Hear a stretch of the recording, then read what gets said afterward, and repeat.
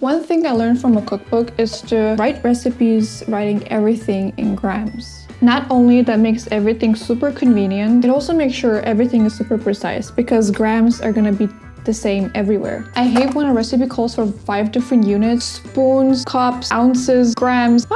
And I need to convert all of those. I don't know how many times I've made an American recipe, and I've used the automatic conversion system to metric system, and what's supposed to come out as a loose batter, mine comes out thick or the other way around. And the good thing about it, it also minimizes how many dishes I have to do. I thought I didn't have eggs. You know that moment when you go on Google and you want to understand how many 16 ounces are, and it tells you it's 8 tablespoons plus 2 teaspoons. Sorry, rant's over.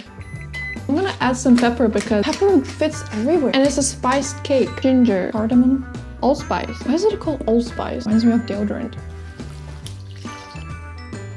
I don't have an orange, but citrus is a citrus, right? And maybe just a little rum. Last time I overdid it and I felt like I was eating a cocktail.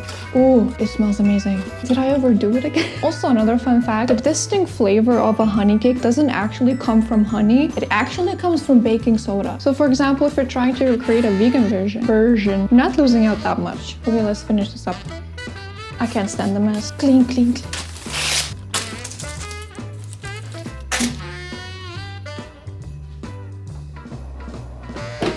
And now we wait 40 minutes. One eternity later.